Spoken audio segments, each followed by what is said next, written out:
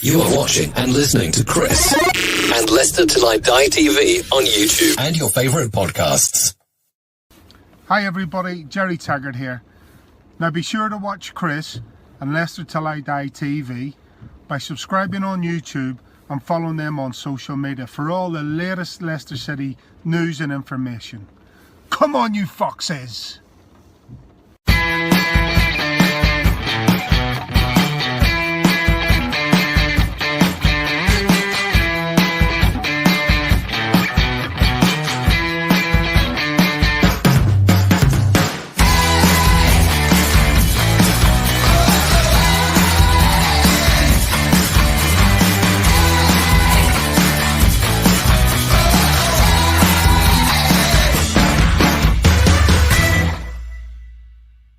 Of the net. It's the opposition show with Chris on Leicester Till I Die TV. Taking a look back at the game.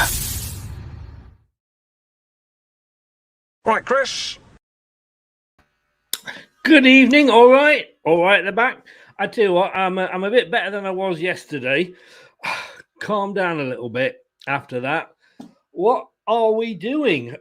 I mean, no disrespect to the teams we've played, but as I said, we have had such an easy start, apart from Man City, to a Premier League season that we've ever had. But when I feel down and when I feel a bit unhappy and depressed at the football team, then I like to turn to the good book, because I find that when I turn to the good book, it enlightens me. It brings meaning back into my life. So if you don't mind, I'd just like to read you a passage from the good book. And it was on Wednesday, the 27th of September, 1961, when goals from Gordon Wills, Ken Keyworth and Hugh McDonald secured a 3-1 win for Leicester City over Glenavon in the second leg of the European Cup Winners' Cup first round tie. That completed a 7-2 aggregate win and set up a clash against Atletico Madrid. Yes, the good book, Leicester City, on this day, cheers me up at no end. Good evening. It is Leicester Till I Die. How the devil are you? Welcome along. YouTube, Leicester Till I Die TV. Please get over there if you haven't already and subscribe. We're over the 1,000. We're slowly growing. But if you can press me buttons, tweak me knobs. Hello, Mrs. Riley. You'll know that I am... It makes me happy. If you're on Twitter, it's at Leicester TID. You now get us live on Twitter and Facebook, Leicester Till I Die, the group. And if you are listening rather than watching, and I don't know why when you've got two handsome hunks on tonight, but we are available on all the major podcasts, including Google Podcast, Amazon, Apple iTunes, Anchor FM, Spotify, and Podcast Addict. And we are heading towards the 9,000 listens on podcasts. It's just amazing. Thank you so much for that. It probably says more about my face than just about how good the podcasts are, if be true. Well, were you there on Saturday?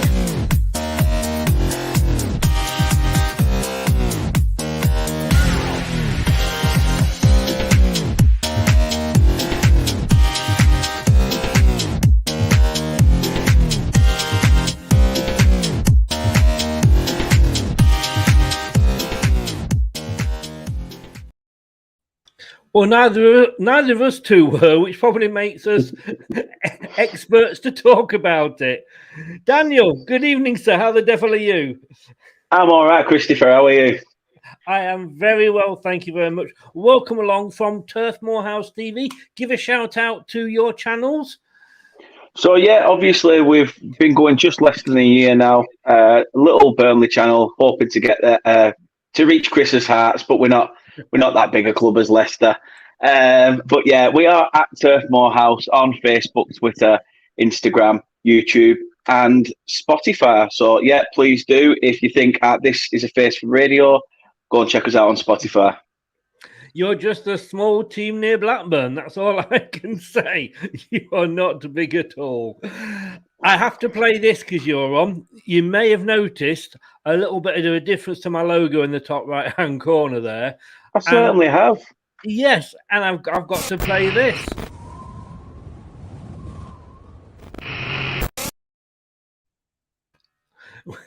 All I will say, if you're watching, is go and get a cup of cocoa, get your slippers, get comfy, get into bed, fluff them pillows. Because last time me and Gang got talking, I think it was over 2 hours, wasn't it? Oh, just a bit, just a bit. Let's just say a few hellos. Oh no, this young lady. I mean, I'm glad she always pops in to see me. Kate, good evening. How are you? Back because you're obviously Dan's biggest fan. Only, I think, aren't you? Only, yeah. And yours too, Chris. Yeah, come on. Well done, Kate. Nice one. Matthew Bond, good evening, sir. How the devil are you? David S. Evening, Chris. Hope you are well with you and yours. Thank you, David. And back to you as well. And Melina, good evening. Thoughts with you, Melina. Hope everything's going to be all right for you. Thanks for joining in. And hi, Chris. Andy here watching the highlights of the Foxes' last few games. Do you man, honestly, Andy, are you a sadomasochist? You're watching our last few games. You must be. Do you think Fofana is a huge miss? And because of the success of the FA Cup and Community Shield, teams are sitting back. Well, we're going to discuss about all this in a second with Dan on thing. But I have got one last sort of special hello that I like to save, and I always like to do a special hello. And Dan's not normally on the channel, so it's more special because he's here. And I've just got to say, hello, Mrs. Riley. How the devil are you? Oh, you shit. It's to you, Mrs. Riley. Jesus loves you more than you all know. Well, someone bloody does. Lovely woman. Tell her her alimony check's been delayed again. Again. I mean, I was a little tad annoyed, which you may have noticed on Saturday from a few tweets I put out, and I didn't mean it nasty when I wished Cornet a long injury. I mean, I don't wish him any permanent damage, but I do hope he's out for a few weeks just to teach him a lesson. And we're going to come on to that and Sean Dyche's response. Was it you I said to, because we did a show, like say, on Thursday, looking ahead to the game, and what did I not say to you? The worst thing that could possibly happen is that you get the early goal. You did. I don't mind, but we got it for you. Yeah, that's the worst thing. I mean, okay, everybody knows Burnley and set pieces, they pretty much go hand in hand. That's where most of our goals come from. I think that's why we celebrate like mad when we actually get a goal from open play, because it's just not expected. To be quite honest with you, at first I didn't see it. I was just getting myself another beer from him at Bridge. And as I turned back, I didn't know whether Westwood had scored it straight from the corner but then you can see it clearly. Clips Vardy's first of the hat trick anyway. So yeah, indeed, it's a perfect hat trick if you include one at both ends. I mean, from then on, you made it difficult for us, and I'm putting that politely. It wasn't sort of a beautiful game, but do you think you deserved to be 1-0 up? The basis of the game, it was quite open, wasn't it? I think both teams were trying to get forward. I think in terms of chances, you had the best opportunities, and it was pretty much a defensive masterclass from us to begin with. You had Lawton throwing himself in front of everything.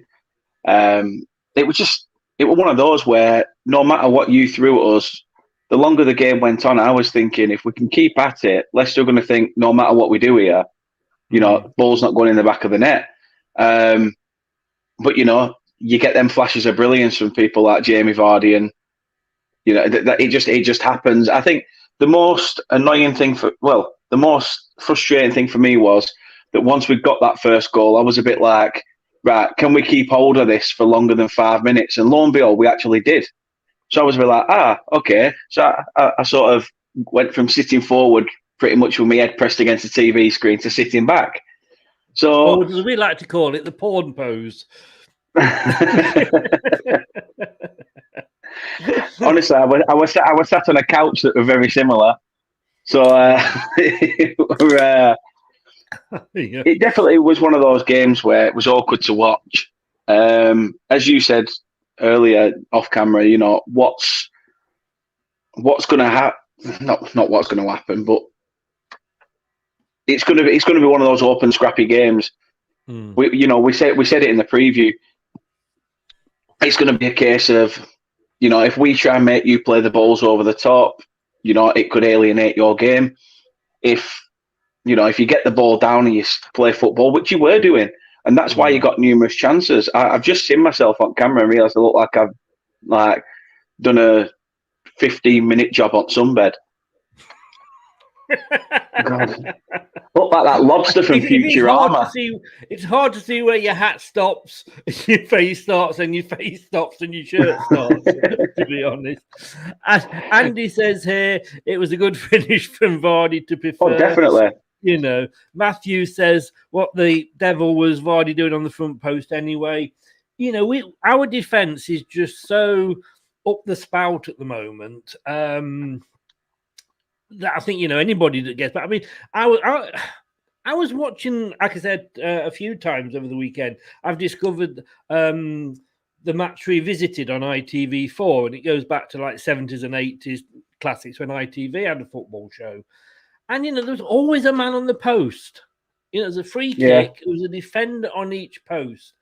Why have we suddenly stopped doing that? Especially for us, because we've got such problems in defence. So, you know, I don't know, Matthew. Is the honest answer to that.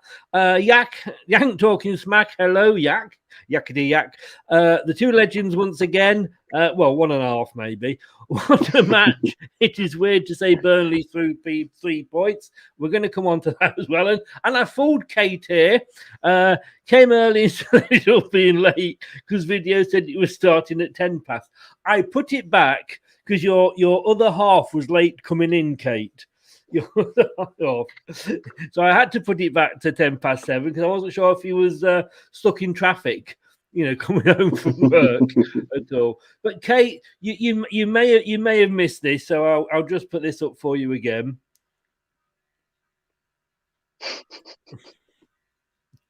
Hello. Look, I mean, I've got to be honest with you. When we look at the teams, and let me just get rid of that. Yeah, get rid of her. Get rid of her. Go on. Get rid of her. Sorry, Kate, I'm going to get rid of you. If you don't come on one show, I'll know that Dan has. Let's have a look at the teams, because when I looked at this, I mean, our lineup there was pretty much, apart from one player, what I had picked in our preview game. So I was actually quite happy with it. You know, Lookman was in. That was a good 3. Samari was featured. We know Evans played a full game midweek against Millwall. So I was really, really pleased with that. Didn't know the sort of performance we're going to put in. Were you pleased with your starting lineup? I mean, you had Vidra back. Yeah, I'd say so, definitely. I wanted Vidra back in. You know, on Tuesday when we played Rochdale, he did everything. He ran around like an headless chicken. And sometimes people think, oh, because he's a striker, he needs to put the ball in the back of the net. Not really, no. If you're giving more space by drawing a defender out because you're running around and trying to get the run on, you're drawing that defender out, giving Wood more room to get it in and about the box. So he did his job for me in that sense. Cornet starting, I didn't know whether he would because he obviously started on Tuesday against Rochdale, so I thought he may get a second half cameo, but for him to start, it almost felt, knowing that him and Vidra were starting, that we had a bit more belief going into it once the lineups came out. So yeah, I'd say when the lineup came out, I was very, very sceptical and thought, yeah, I think we could actually get something from this game. McNeil, does he not normally play in the middle? No, he usually plays on the left, but obviously we're pushed out to the right. But I knew it wasn't his normal position. Yeah, I knew it wasn't his normal position. Even in the game though, Cornet and McNeil, they kept swapping every now and again. If Cornet would, you know, sort of stray off to one side, it'd just end up like that.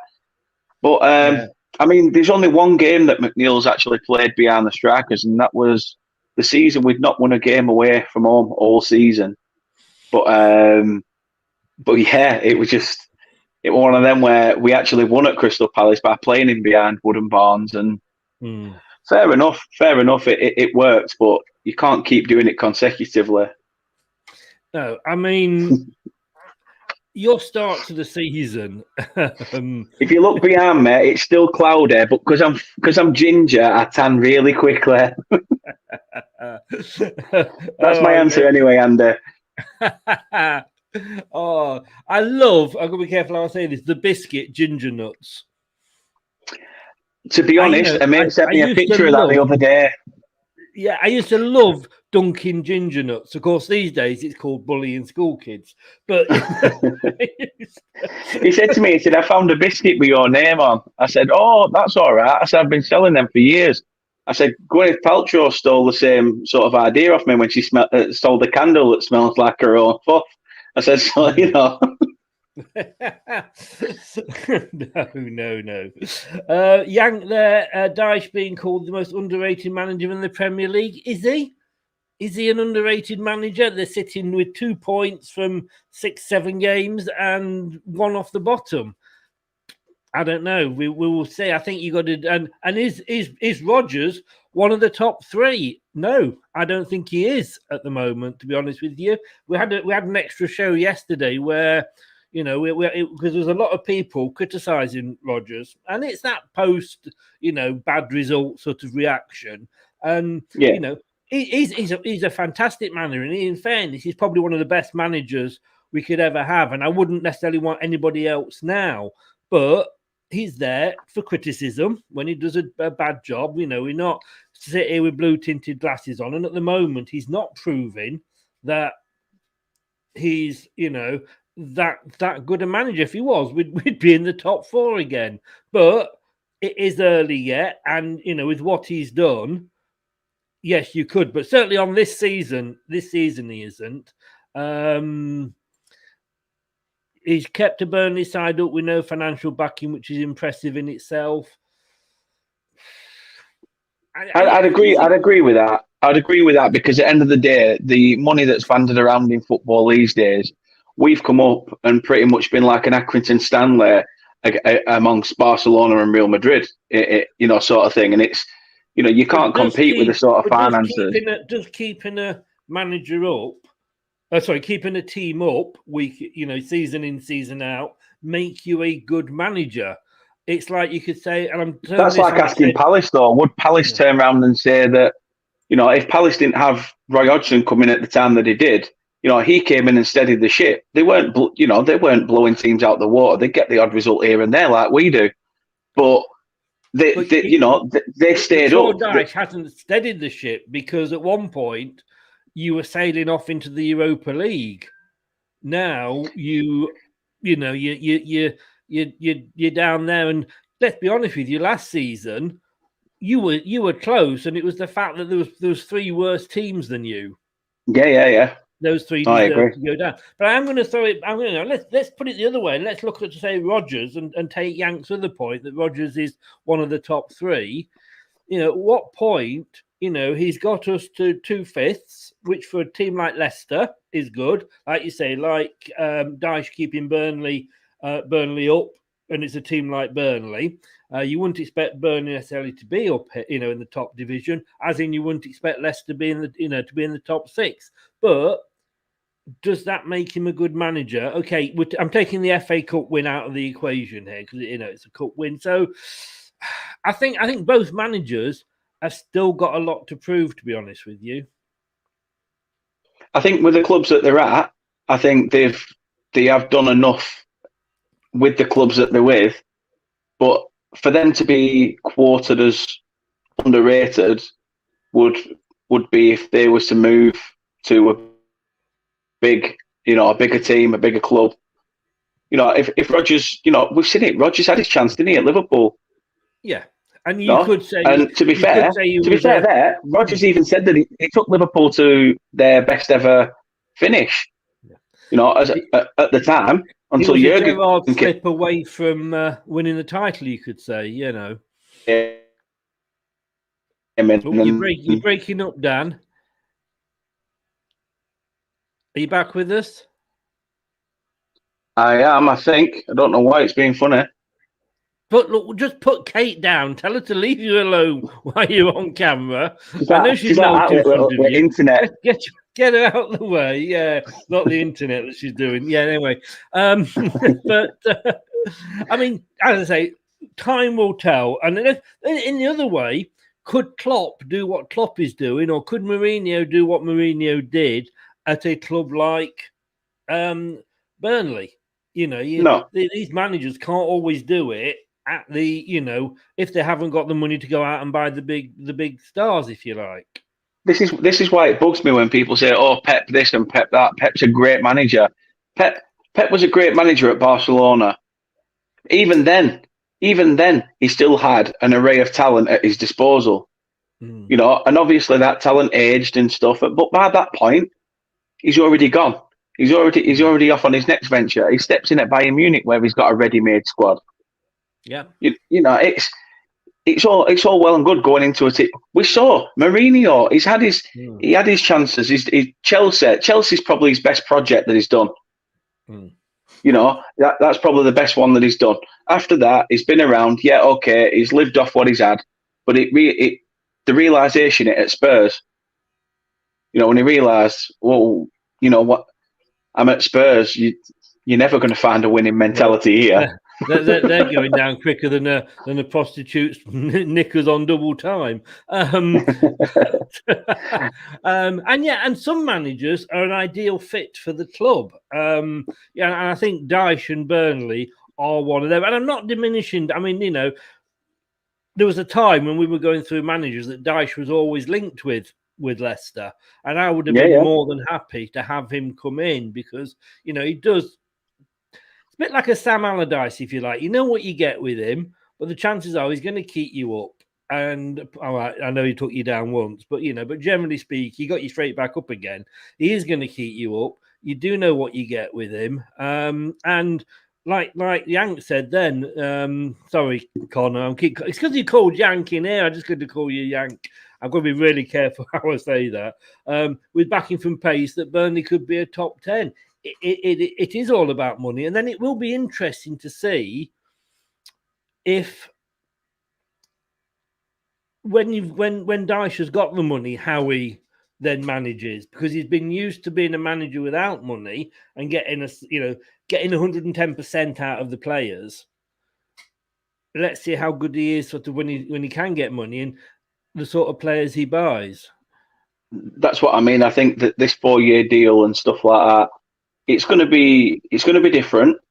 I think there's going to be more angle and more scope for Dash, because over them 4 years, if he is still here for the full tenure, it's he's going to have had 2 chances of transfer windows. I know January people don't really spend much, and it's all about the August window. But I think maybe next year we're probably already looking into our contingency plans for next year on where we need to strengthen. I think it was recently Alan Pace said that there was a fan survey put out of where do you think that we need to strengthen, and a lot of people said a pacey striker, which I've been screaming out for the last 6 years, and another central midfielder, because obviously you got Jack Cork and Ashley Westwood that have now hit their 30s. As I say, Dash keeps banging on about this mature squad, and as I've said numerous, cheese is mature, but you leave it there too long, it stinks. Yeah. You could switch side to football, or you can have that mature squad, and if you leave it there for too long, the performances stink. Yeah, and it doesn't help. No. Talking of stinking, Kate says I'm nowhere near him for your information. But then Dan was telling me that with his size, you don't need to be that near to him. I don't know. I never said. That's just what Dan told me. That's just what Dan. David, good evening, sir. How the devil are you? The disappointing thing for me, Rogers, is that this year, despite the squad depth and keeping key players, our first half is terrible, but second half he makes changes. And lo and behold, we are a better team. And talking Leicester now, I mean, I don't know that you were surprised at us. I mean, everybody was saying, "Oh, it's going to be 5th again for Leicester. It's going to, we're going to have another good season." At the moment, it's not looking that way. And the problem is, as all fans, when you have success, you want more, and Yeah. and straight after a match, you always react slightly differently to sort of 2 or 3 days later when you've had a couple of drinks and you've calmed down. But, having finished 5th twice, we know we're probably not going to get in the top 4 this season. That's pretty much a closed shop. So we're looking at 5th or 6th again. And we've, when you look back at our last 2 seasons under Rodgers, at this point in time, we were 4th and 5th, respectively. Now with 13th, even Arsenal are above us, and this season that's saying something. They were amazing in that. It's saying something where if Brighton win tonight, they go top of the league. What's all that about? Yeah. I mean, good luck to them. But yeah. I suppose we always want more, and I suppose. We've been like you. We were crying out for another striker to cover Jamie Vardy, somebody to replace Mahrez, which we have never done. The defence, needed strengthening, and we got all that. So technically, we've now got the depth in squad that we never had. So he's got that depth in squad. And, earlier on, was it Andy, I think, that said about Fofana? Yeah, I think so. Yeah. I can't find it at the moment. I think it was Andy that said about Fofana. And you always miss good players. But let's be honest with you. This time last season, we were in a worse position. We had virtually our whole back 4 out. Now we've got Soyuncu, we've got Bertrand, we've got Vestergaard, Pierre is back, Castagna. So we're actually off than we were this time last year. So you can't blame injuries because last season, not just Leicester, every season, every team struggled because of the short summer break and the COVID and what have you.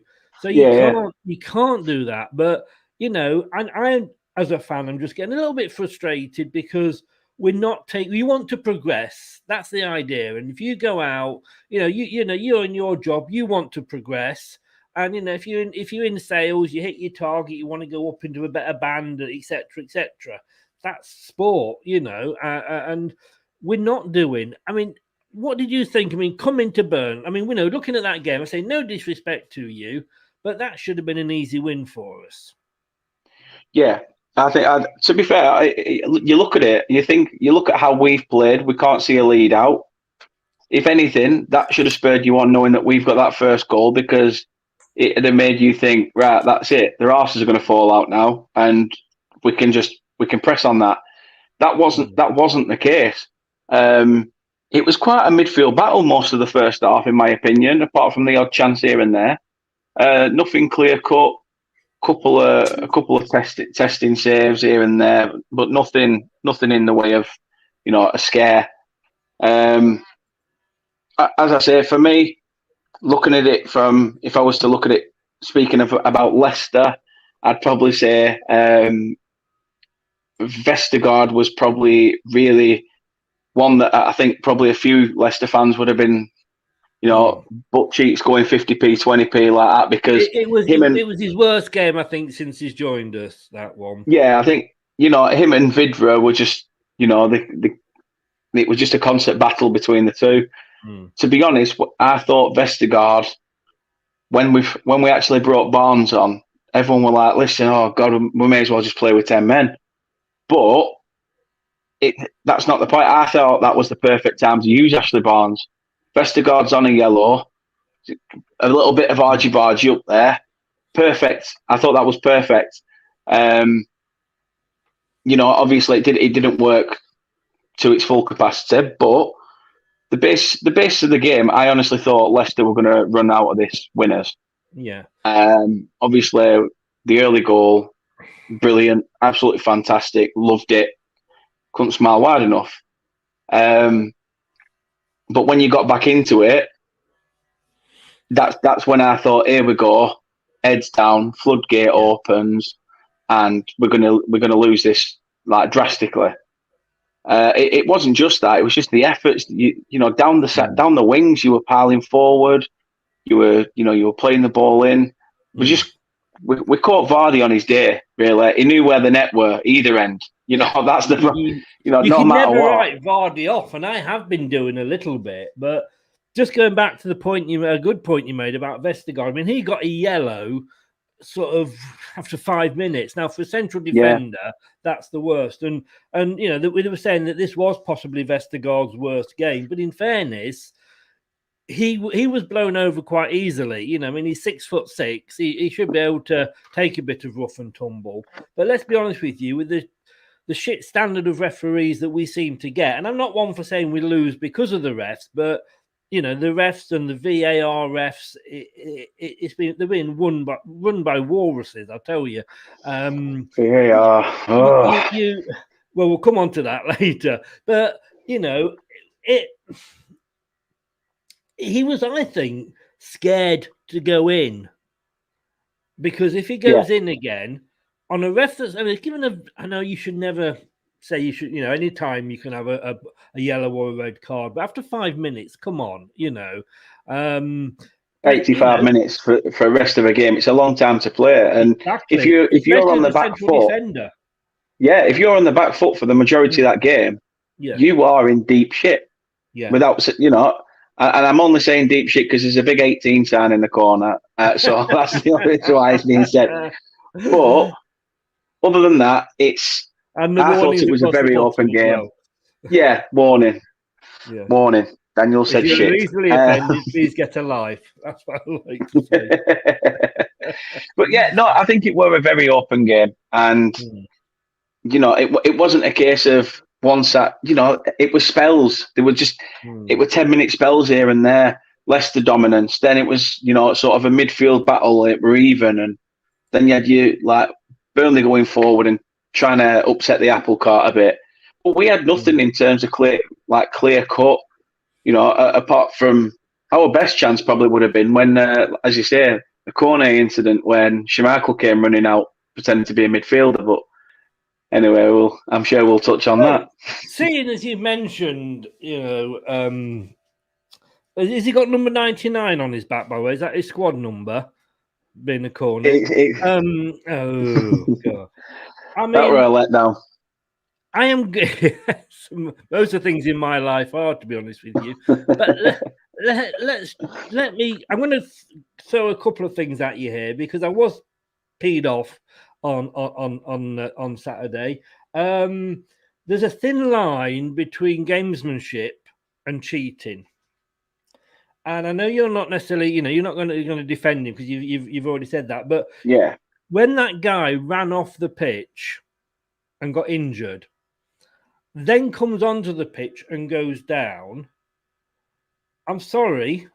He that, to me, that's cheating, because what you were doing was trying to break the game up, which I think you were pretty much doing the whole time. I mean, again, and I don't like saying, you know, I've got a soft spot for Burnley, but your players were going down easier than Tom Daly in that game. You know, you were diving and going down, or it seemed to be. You might, you know, disagree with that, and it's, you know, it's the way that a fan of one team looks at the players of another.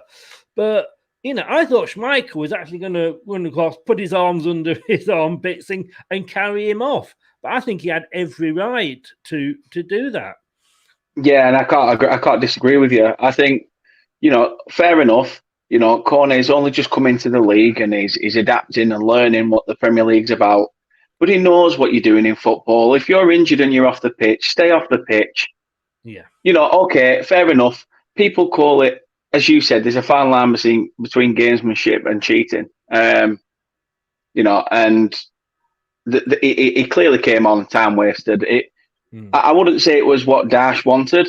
I wouldn't say Dash would have gone, get yourself back on.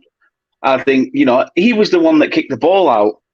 You know, so I understand your grievance. I understand everybody's grievance in that, because if he kicks the ball out knowing full well he's just ran for that ball full pelt and he's pulled his hammer, then he's done. You know, he's kicked the ball out. He stood on the sideline pretty much waving like, that's me. Stay off the pitch. Let the game continue.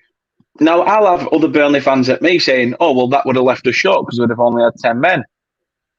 And what he did was tactical. Well, okay, fair enough. If the other, I'd have felt like every Leicester fan would have done. if the shoe was on the other foot. Well, this is how you So have the best way to judge that's things, what I mean. isn't it? I'd have been pissed off if the situation was, you know, on the other foot, as we said. But for him to come back on, sit there, and the referee saying, "Listen, you've already been off the pitch. You've come back on. You can get up and you can move." He didn't even have to get up. He could have just shuffled. He was literally half an inch away from that line. So I can understand why. Yeah. I can understand why. I thought Schmeichel was going to drag him over the line. Oh yeah. But then, you know, and I know a lot of Burnley fans have been complaining because Leicester played on. Well, I'm sorry. Had he maybe stayed off the pitch, we might have kicked the ball out. But when he's well enough to walk back onto the pitch, and all this sort of, he was testing his foot to see if his foot could take the pressure. Bollocks. And there's an 18. If he was testing his foot, he wouldn't have kicked the ball out. He wouldn't have kicked the ball out he knew he was gone. He knew that his hamstring were done. So why try and, you know, put yourself back on? For that, that annoyed me, because in a way I was a bit like, I can understand if that was against your side, you'd be fuming. Yeah. Because you just think you're time wasting arsehole, and that's just being nice. But don't get me wrong, his goal was phenomenal. I've got to hold my hands up and say, where the fuck did that come from? I mean, it was an absolutely brilliant goal. Credit where credit is due. You know, you've got to give the guy applause for that. But unfortunately, he lost it, and I lost a lot of the love I have for Burnley. And you know, Sean Dyche coming out and say, well, he's new to the league. I'm sorry, it's the same in any league. You know, we do know that Europeans cheat. And I'm going to put it bluntly, they cheat. Look at the Italian in the Euros. I don't remember what the guy's name was. He was down, rolling over in the box, trying to get a penalty. His teammate scored. Yeah, Ciro Immobile. That is a cheating player, you know, and I would be disgusted in a Leicester player that did that. But then for Dyche to come out and say, yeah, you know, I was surprised at the thing. And why was he made to walk off there and have to run the gauntlet of the Leicester fans? Oh, dearie me. Oh, did he get a little bit upset because the Leicester fans? He wouldn't have had to face the gauntlet of the Leicester fans if he'd have just stayed off the pitch. Simple as that. Yeah. You know, and I don't care how many Burnley fans look at this and think, Dan, you're talking out your arse. You're trying to appease the Leicester fans here with that comment. I'm not. I'm being serious. I'm being open and honest. He kicked the ball out because his hamstring was done. He should have stayed off the pitch. Dash cannot come out and say, I'm sorry, but, you know, he's new to the league. The only thing you can say he's new to the league for is if he's putting a shit performance in and pushed off the ball 20 times. Yeah. You know, because maybe, you know, Liga Earn is, you know, it's not as...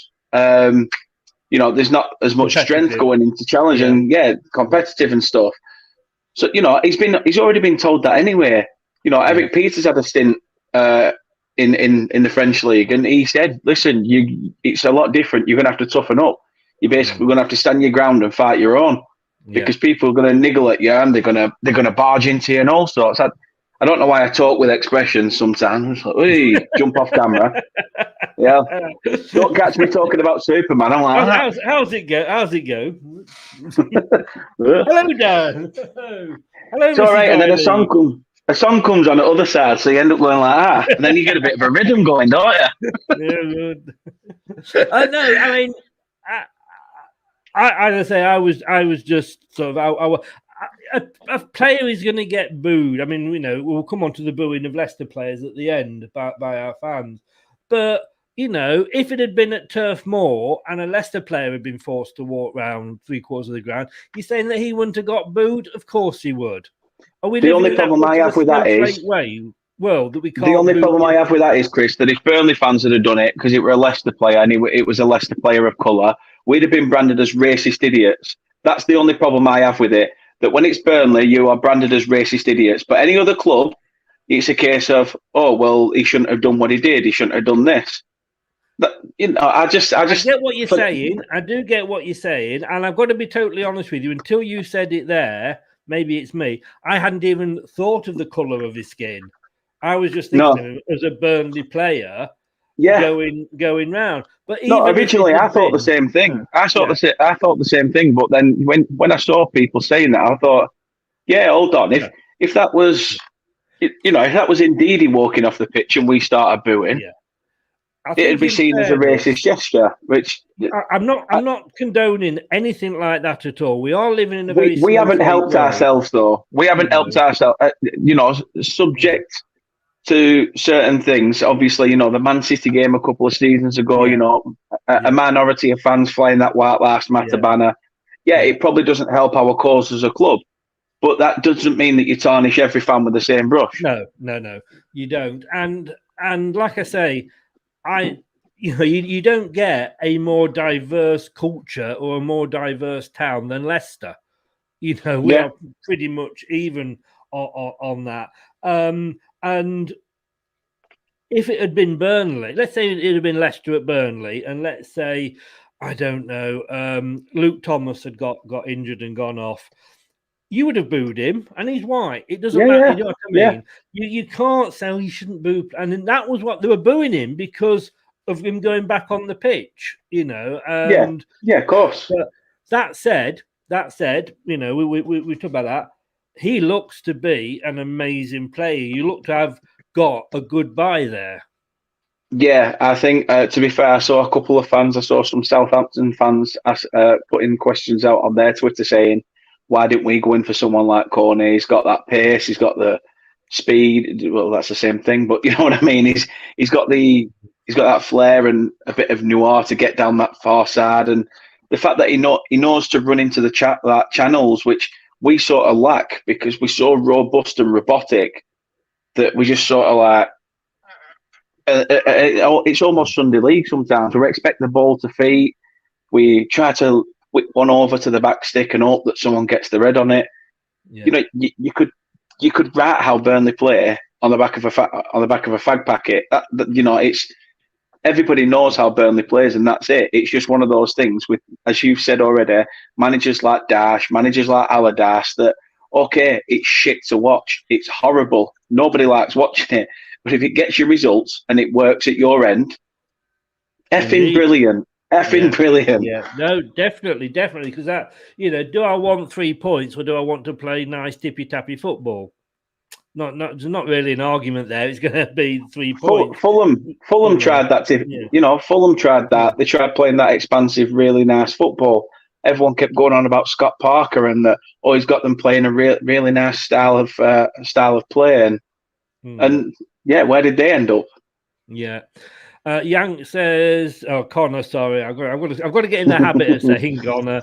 Sorry, Connor. Oh, and I should say hello to Scott. Thanks for joining us, mate. How are you doing? Hi, Scott. Hope you're well. There needs to be cards for taking fake injuries like that. Well, in fairness, Cornet was booked. It is very similar to simulation discussing. It's annoying. It's annoying as fans. When it's your own player, you tend to kind of go, yeah, okay, But when it's against you, you do get a bit annoyed. And let's face it, these programs are being recorded because we've got VAR. If it was a case of you can see somebody's cheated, gone down for a penalty when it wasn't, gone down for a foul, then you should be able to go back and say that's a retrospective 1-game ban. It would soon stop it. Yeah. But then that had put you sort of 2-1 up just after Vardy had scored at the right end, which was pretty decent of him. Do you know what I mean? We're nothing if not generous. Cheers, Yank. Referee wasn't.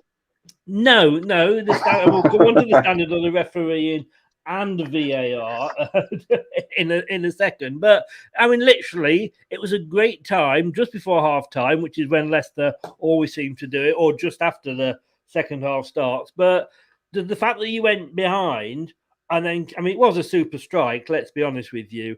We probably, Pereira wasn't, I don't think Pereira had a very good game coming up against Cornet at all, to be honest with you. I think Cornet had him running past it, but great goal and a great time to score it, especially with it only being 3 or 4 minutes after we'd equalised. Yeah, it were really. It's almost happened in a blur, didn't it? You know, you've as a Burnley fan, you've gone from being 1-0 up to equalising, thinking, right, come on, hold it together. Then you go 2-1 down, and you're feeling the despair and anguish, and you've sort of got your head down, and before you've even been able to pick your head up, corners ball it back in net, and you've gone back into right. We're back in this. Let's crack on. Yeah. As I say, at 2-2, I think I said to you, you know, in the preview, I said that obviously I would snap your hand off for a point before a ball's kicked. Yeah. But you know, the way the game ended and everything else, it infuriated me in a way, because the Chris Wood's, you know, VAR goal, shall we say, not the way it were, not the actual goal itself, but it was very similar to Vardy's second. Vardy's second was on the shoulder of the defender. It was one of those, give or take, VAR could have gone offside, onside, you know, and I think Chris Wood was a similar situation. The ball was knocked on, and Wood sort of runs at the same time as the defender, but runs off hoping to get it. Now, because we can't see these replays anymore, we're not allowed to see these replays. Usually they get it up, inch perfect, I say inch perfect lines. We all know what VAR's like. You know, they put up them stupid, you know, lines like it looks like the bottom of a saw, because that's how shit they are. And this, you know, but they said this year that they're going to give the benefit of the doubt to the striker, or there's going to be a thicker line. And for me, that's why I thought, okay, Wood's goal should stand, because Vardy's was pretty much on the last defender, and he got that bit of a run. I'm going to be honest with you here. I think we got out of jail free with that one. It was almost like VAR was saying, "Well, hang on, you know, we cocked it up for you against Brighton last week. We'll give you this one back." And in fairness, Keith Hackett, ex-Premier League referee, says VAR's decision to disallow Chris Wood's last gas strike against Leicester for offside was cringeworthy. But I mean, this is and let's get on to VAR and the refs and what have you. Just to touch on that, Chris, before we do. You're not touching me at all, young man. Mom, will you touch Chris from here? Hello, Mrs. Riley. You know. It was just one of them things that maybe it was a just deserves. Like, well, if you didn't cheat earlier on, maybe we'd have given it you. You wonder sometimes, don't you? It's almost like karma. Yeah. Somebody said with VAR the other week, well, you know, these decisions equal out over the season. They shouldn't. I used to say that with the refs because that was human, you know, error or mistake. So I don't think that did. But with VAR, that shouldn't be happening. Now, you know, I could go back to the Brighton game and say we were robbed, right? And I would be quite agreeing with you if you turned around and said, I mean, I didn't see the goal first of all because I was typing up my graphic that was full time 2-2 ready to go onto my Facebook page. Yeah, no, I'll agree with what you said. I feel in that dying minute we were robbed. I honestly do. Yeah. But on the basis of the game and the way the game went, you know, a point apiece were probably the fairer. But yeah. You know, it just sickens you because it's there, it's happened, and it could have been 3 points. You should, I mean, that was your game, as I believe Brighton was ours. Now, Man United had a decision. I'm not sure whether it was for them or against them, but it was one. I think it was when Villa scored. Actually, it was against them. That it was exactly the same situation as the second VAR decision for Leicester when Barnes was in front of the Brighton goalkeeper. He wasn't in front of him. The first one, yes, he was. The second one, he wasn't. And it's very similar to Man United. Man United, the goal was allowed to stand against Man United. You know, against Brighton, the goal was disallowed. Now, how? When it's, you know, and Alan Shearer said this on Match of the Day. And, you know, it was a good point. And Man United have every right to feel a bit peed off because VAR is the idea with VAR is that they don't get things wrong. But when exactly the same thing is happening, and we shouldn't be saying we want consistency in VAR, that is something that VAR should be giving us, and I totally... He said Leicester fans will be pissed off at this. And yes, we were, because, like I say, we had a goal disallowed. Villa's goal was allowed to stand. And I go back to my, monkeys running VAR. These people that, we need to get ex-players in doing it. But don't stop me going on that. But, VAR just isn't... Well, VAR, I think, is fit for purpose. The people that run it and make the decisions aren't fit for purpose. But you were robbed without a doubt on that one. And I would have been a bit sort of... I didn't see it first of all, but I would have been absolutely if they'd been the other way around. Yeah, as I say, Vardy's was on the shoulder for the second goal, and then just because it's in the box and there's a bit of a melee, maybe it was a case of when the ball came through to Vardy and he was on the shoulder of the last defender. The linesman at the time couldn't keep up with it. But then, even if you say that, you can't. It's being watched. It's a case of people are making decisions based on what they... Personally, I think it's people making their own decisions and making their own choices to be contradictive, to be controversial. And it really does annoy me. I just hope that it evens itself out over the course of the season. I think we should have had a penalty against Everton in that game. We never got anything. And then, that happens on Saturday.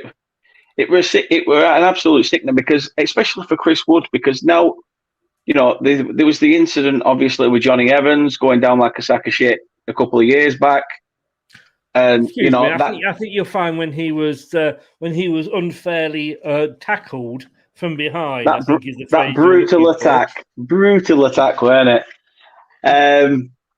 It was just one of those where you just sort of feel for Chris Wood, because that there were two goals that really should have stood, and that's even without wearing claret glasses. I think both of them should have stood, even if I was just a football fan. Just as I'd say that I agree with you that the one on Saturday should have counted. The one that you're on about with Johnny Evans being hacked down. If that was the other way round, would you have not been screaming? No, I said fair enough. Your striker's got it. It is what it is. It was a case of two players were running to, Johnny Evans were trying to stop that ball from going in. Chris Wood was, trying to make sort of running with him. Yeah. And it was just one of them things. As I say, if it was to happen at the other end, you'd be questioning, Christ's sake, how have you managed to let it go in?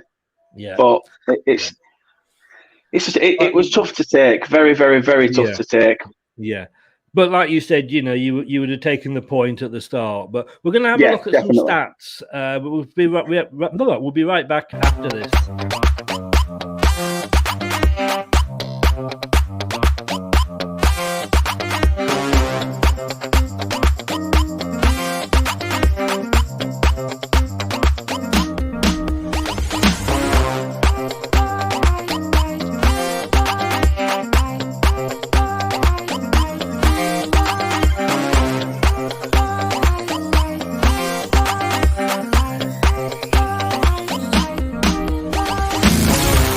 Opposition Show with Chris on Leicester Till I Die TV. Taking a look back at the game.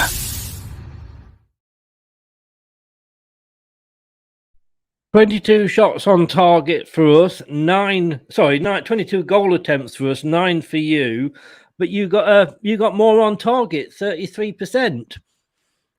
Yeah, to be fair, it just goes to show the actual game that it was one of those games that's really set up the way Burnley actually play, where they invite that pressure and then sucker punch with a goal. As I say, if it wasn't for a couple of outstanding defensive blocks, that game could have easily run away from us in a matter of minutes. We blocked 50% of your shots. You blocked 22% of ours. yeah, it was straight. That's a strange start. That's a strange start compared to the amount of shots you've had, because I thought, if anything, when we were constantly on the back foot, the shots that you did have were pretty much from, balls in the box. Yeah, I think we hit a few in row Z. I think as I look, though, I must admit this very much sums it up. And this was Tom Collingmoose for the Daily Mail, and he said Jamie Vardy's goal scoring heroics can't solve Leicester's problems in defence. Injuries to Fofana, Evans, and Justin are big problems. And we are in a bit of the thing at the moment where, yes, and I said, I do believe it was worse this time last year, but, for every time, we need to score 2 because we'll probably let 1 in. I haven't predicted, when I do the score predictions, I've never said that we will have a clean sheet, because we've always got letting a goal in between, in us. And that sums it up. We do need to score more. And, no disrespect again, it's Burnley. And if we can't keep a clean sheet against you guys, then... But that said, you are a bit of a bogey team for us. Yeah, it's always hard. As I said, that's one of the things that I enjoy as a Burnley fan, the unpredictability of what you're going to get. If you're a City fan, United fan, well, a 90s United fan, you'd end up going to Old Trafford or to the Etihad, and you'd expect 3 points, and it's coming. It's, with Burnley, you don't know whether you're going to get a hard-fought performance, or whether it's just going to be an absolute shit show, or, you're going to get some worldy masterclass that you're expecting next week, which you don't get. Yeah. But that's the thing. The unpredictability is what I enjoy about it. I think, to be fair, talking as a Burnley fan from a Burnley perspective, since we played Liverpool, we have booked our ideas up in terms of performance. Yes, okay, we lost 2-0 to Liverpool, but the performance was there. Same against Everton, the performance was there, but it wasn't to be. Again, likewise with this game, I think we're on the front foot. We're trying to, get something early, but we're trying these things, and I'm hoping that eventually we just need to know how to sort of manage the rest of the game.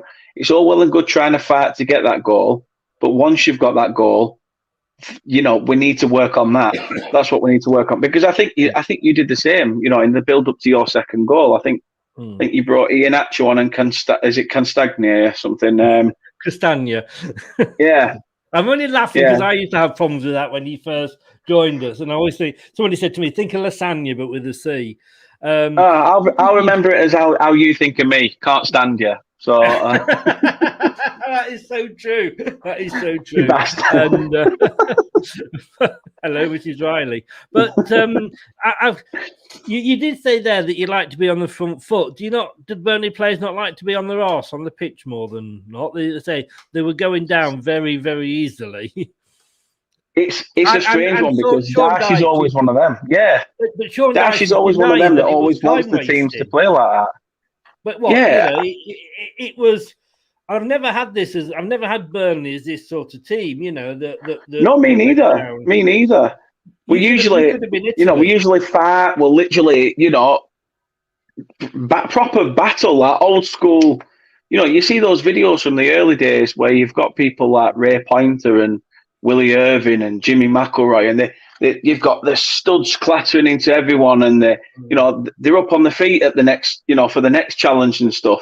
And you've sort of seen that instilled over the years, where we sort of have this never say die, and we crack on with it. I mean, what I say about Burnley's mental toughness, go back to that incident in the Everton game where people were saying, Tarkowski's ball winning efforts against Richarlison in the far corner when he went in a bit too hard.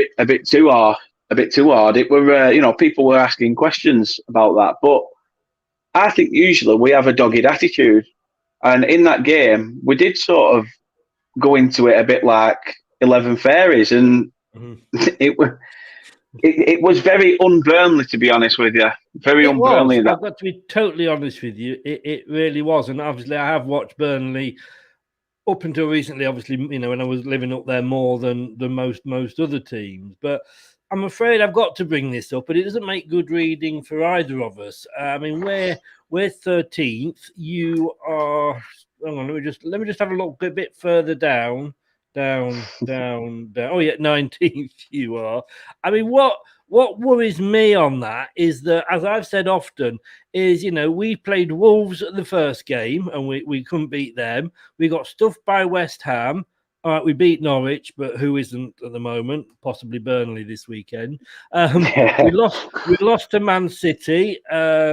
We lost to Brighton. We drew with Burnley. Nearly lost. I mean, those are games. No disrespect to any of those teams that, on paper, we should be winning. So, what's going to happen when we come up against the likes of Liverpool, Chelsea, you know, Man United, who we've got in a couple of weeks?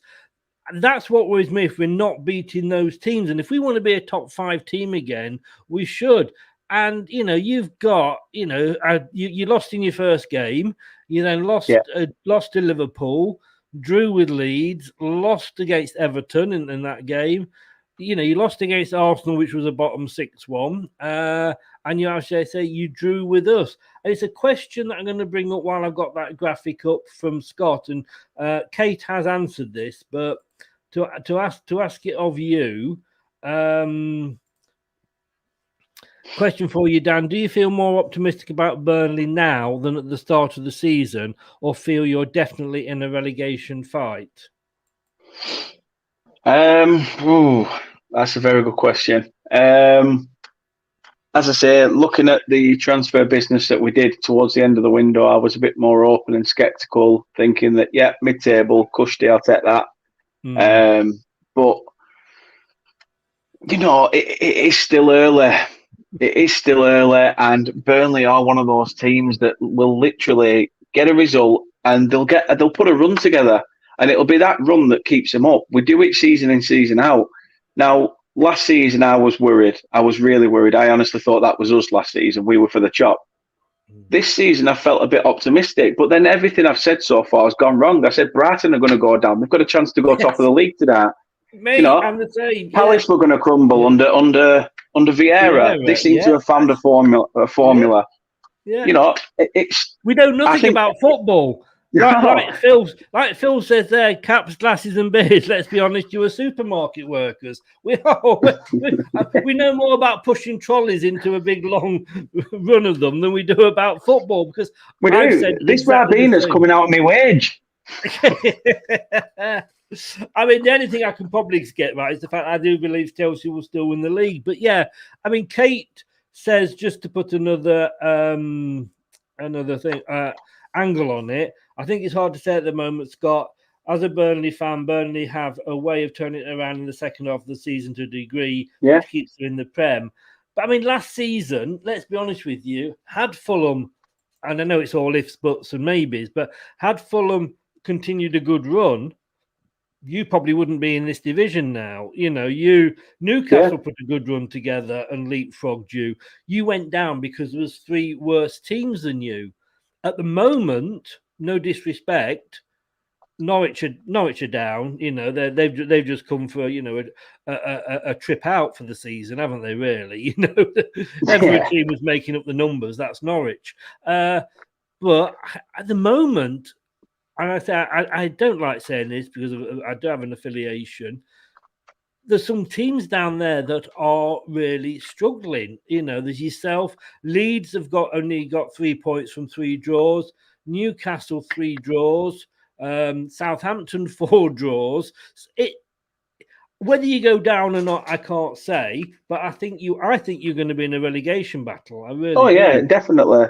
Definitely. I think, obviously, as you say, it depends on how everything goes. You know, we can all say such and such is going to go down, and you know, they're all predictions. You know, that's why people put bets on at weekend and chuck the money behind the bookies, because they think that's what's going to happen.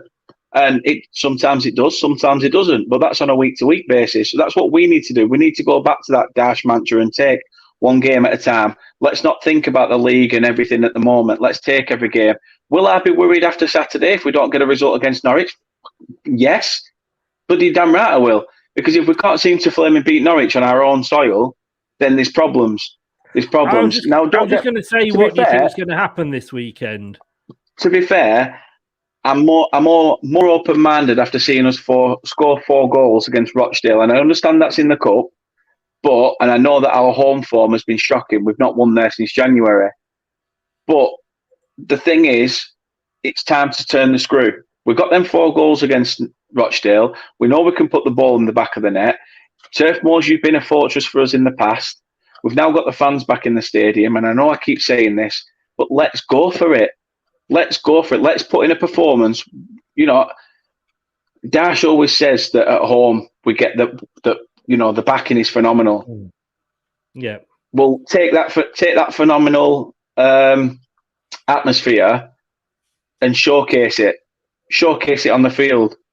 You know, almost sort of getting at half time and Mark Bassett them, if you know what I mean. You know, there's people out there that would love to be wearing that shirt. You know, fans out there that would dare to wear that shirt. Yes. You know, that's the sort of thing that we need. I'd love to be a fly on the wall to see what Dash is like, you know, when he's in that sort of dressing room atmosphere, to see whether he's completely different to this person that says to be fair, the media already know what Sean Dash is going to say before he's even come out. You know, yes. It's that same mantra. It's you know, we go again. The fans were phenomenal today. They were behind us from the get-go, etc. You know, all these stuff. I think sometimes you need to change the record. You know, as I say, against Everton, second half, he got it wrong. But did he come out and say that he got it wrong and he didn't adapt? He didn't adapt and make the changes at the right time? No. He said we didn't adapt to the change that Everton made. He said it was more about the players adapting to what's happening on the field, not the fact that the same happened against Brighton, the same happened against Everton, where they brought an extra midfielder on, and it nearly happened against you. You made the changes, didn't you? Yeah, and that's what I mean. It led to that second goal, and all of a sudden I thought, oh, here we go again, brilliant, here we go, and you know, lo and behold, obviously, in the dying minutes,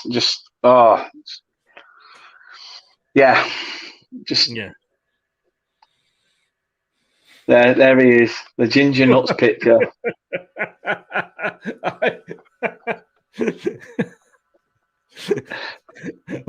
Well, I don't know where I found that. I think I can go downstairs to a certain somebody. Is that what you call it these days, is it? I've no doubt that will be enjoyed as well if you go downstairs. I'll tell you. 6-pointer at the weekend for you, though? Yeah, it's a must-win game. Definitely a must-win game. We need to go out there and prove a point. That we're not just pushovers. We're not just here to make up numbers, you know. And I think Norwich are going to do exactly the same. They're going to come here and say, "Listen, we're not here to be, you know, just to be an extra team to fill the league up." You know, they've got a point to prove of Norwich, in my opinion. They've come up and spent money. They've done a Bournemouth. They've come up and put money behind it. And you know, okay, they've been signings from different leagues. I get that.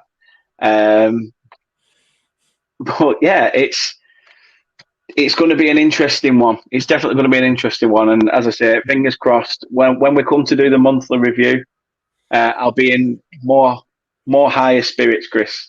Yes. Yeah. So Kate likes a ginger nut now and again, does she? Yeah, she just doesn't like it when this ginger snaps. They're a good one to dunk, though, aren't they? You know, they're up there with hobnobs. You can dunk them in a bit, and they don't collapse on you. Oh no, wonderful biscuit. Obviously, you know, people say Parkin's sort of got a gingerish colour, but except the only thing about Parkin with me is that I look like John Parkin and I'm bloody massive.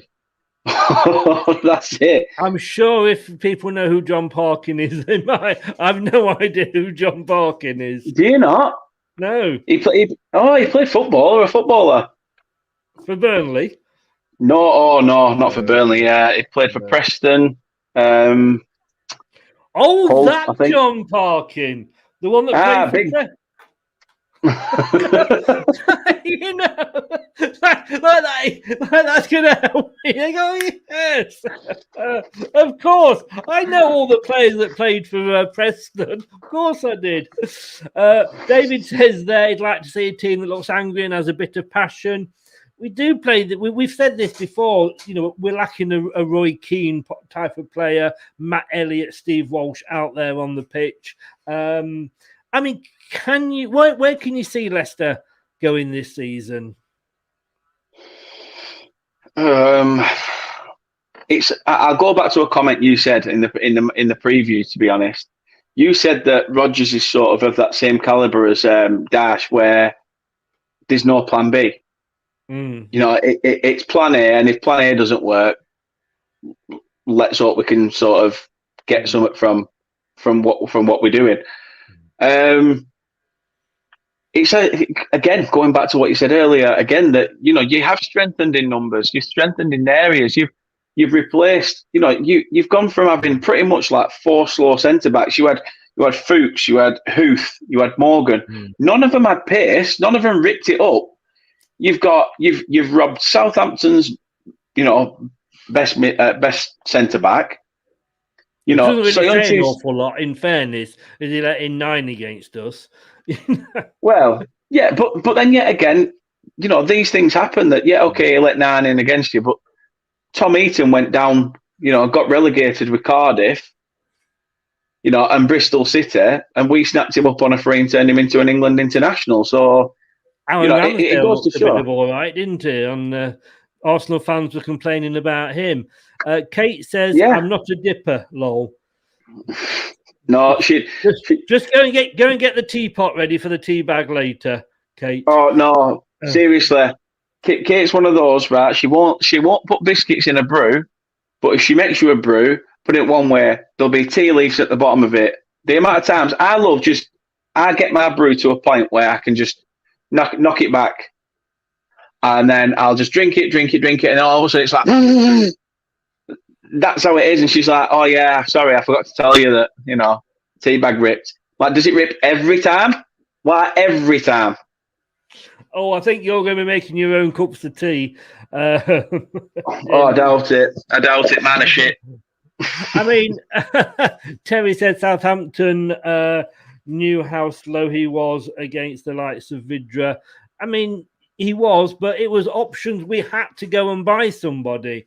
And, I was screaming, even when we bought Fofana to get Tarkowski, as you know. I think he's got experience. He's played there. All right, I'm going to be honest with you. I got it wrong with Fofana. He... Sorry, Kate. I've read what you just put. I'll remember in a minute. Fofana's obviously is fantastic, but I suppose the problem is we couldn't afford what you were asking for Tarkowski as just a backup player. He would have cost us more than 15 million. Is he going to still be there in January? I mean, I wouldn't be against.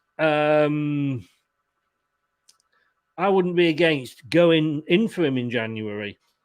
If we've got, I think you're well within your right. We are in the Europa League. That will be the big thing. If we're through with the Europa League. No, I think you're well within your right too. I think because, why not try and get something for him while you can? Okay, it'll be a pittance. I get that. Yeah. All right then. Yeah.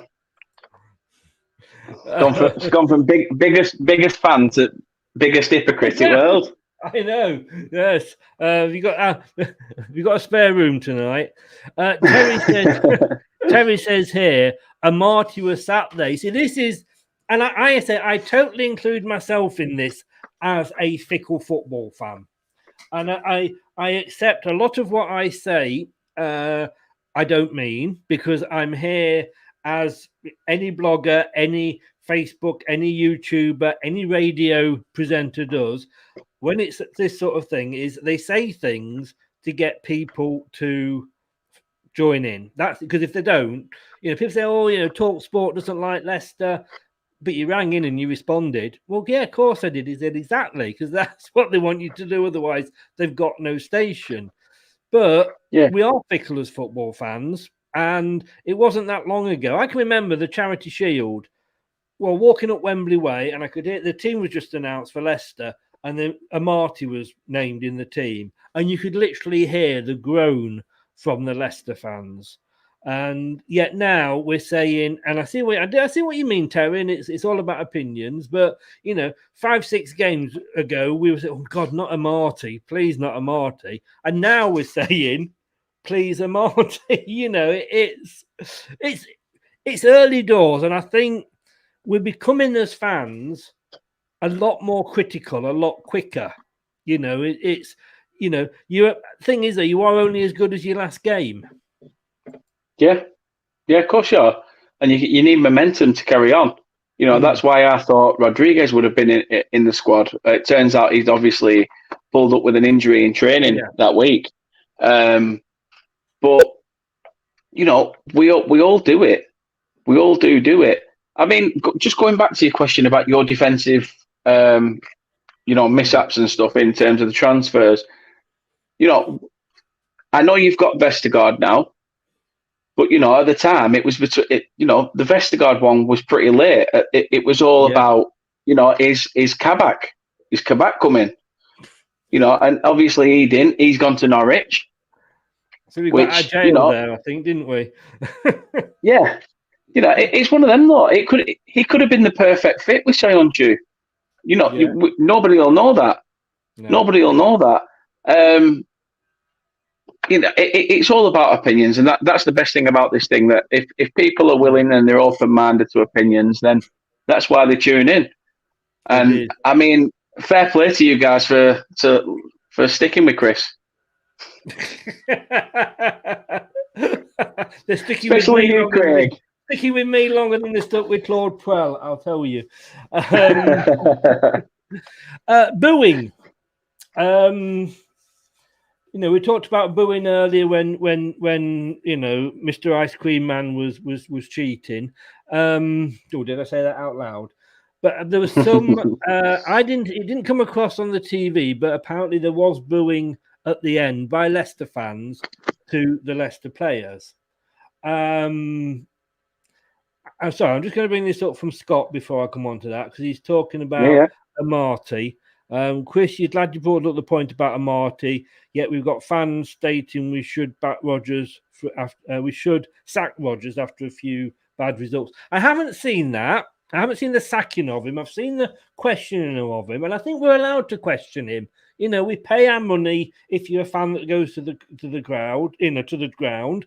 We are as fans allowed to have our opinions. Can I touch on that as well, Chris? Because there is a lot of Burnley fans as well that do this. A lot of Burnley fans are like, take Vardy's second goal. Nick Pope stays on his line.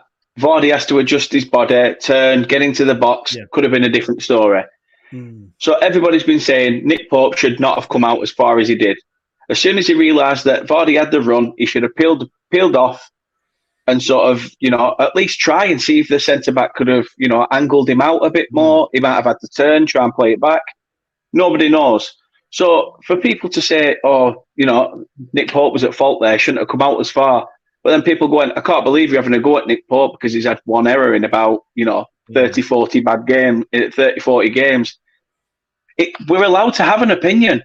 If he's the one to blame in that game, we're going to be frustrated about it because that game is now, it's present, it's happening. Just like the Everton game, the Brighton game, where we're like, Dash didn't change it. Dash didn't adapt. That's the point we're making. We are allowed to have a say. And some people are just like, oh, well, it's one error. We can let him have that. Yeah, we can let him have that. But people are also entitled to say whether they're pissed off about it. Yeah, no, indeed, and we're the same with Casper. We know his distribution is bad, and he takes some stick for it. But he saves us a lot more than he lets us down. Again, Terry.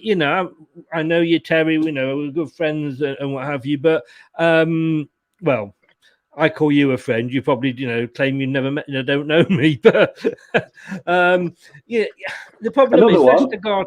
Vestergaard up until that point, that game was playing well, and he had one, iffy game. I personally think Vestergaard should have been taken off maybe at half time. He was on a yellow. That was a big risk keeping him on, and because he knew he couldn't go in and be found because it's another yellow and it's a red.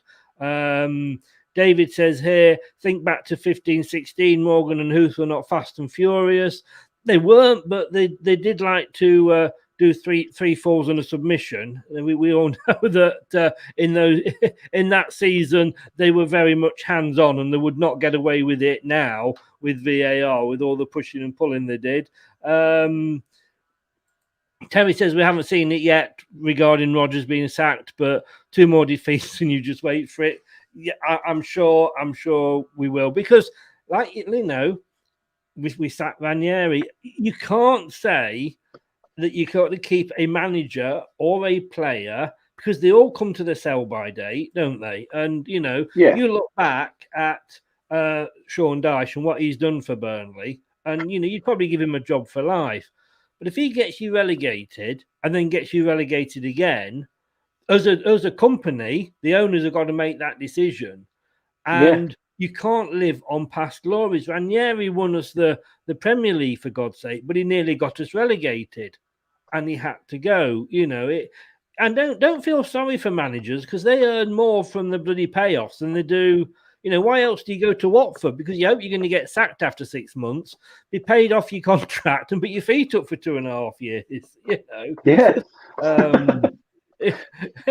It's true, Kate, and I love Nick Pope. I just don't know about this, and I think you should go out with Nick Pope, Kate. I've heard he's a keeper. Hey. Bum, bum. That was for you, Mrs. Riley. And I think she's fallen in glove. Still a cracking goalie, though. I think you're right there. Jason, good evening. Jason, welcome along. Our newest blogger on the channel. Our man live from the match. All clubs and managers have to find the balance with managers coming and going. That makes a good reason why we should have the opinions. I think some viewers think that we're playing fantasy football. Loving the show, but keep eating kebabs, boys. Fancy a takeaway now. I do, to be fair. Yeah, you got me thinking now. Of course, I regard you as a mate. That's why I'm here. But have a bone to pick with Brad next time he's on live. Tomorrow, Terry, 7:00. It's the prediction show, week 7. We had a bit of a shitty week because we didn't guess many of the results at all. We've got Fuels coming on from Southampton. Fan is a good laugh. 7:00 tomorrow. So be there or be square, Terry. David, Chris, think back to the pieces in our game versus Villarreal. Yes, it was a friendly, but I thought we were on the foot from the start and we were pressured them really well. Well, yes. And I'll tell you one of the things, David, I agree with you 100% there. And I don't know whether you feel this are the same about Burnley, Dan, but with Leicester, it's what Leicester are going to turn up. If the Leicester played Villarreal, like David said there, turned up on Saturday, we would have beaten you. I'm really confident of that. If the Leicester that had turned up against Man City had turned up, I think we would have beaten you. And certainly if the Leicester that turned up for the first 60 minutes against Lazio had turned up, it would have possibly been a cricket score. Now, you don't know, though, what Leicester are going to turn up. And we've always said Leicester are a team that will struggle against, and I say no disrespect, the lower teams in the position in the league and do well against the top teams. But you can't win things doing that. You know, you've got to win all the way round. And do you ever feel that about Burnley? Like, God, I wonder which Burnley's going to turn up. Because Yeah. we don't as Leicester fans. Quite good, very good point there, David.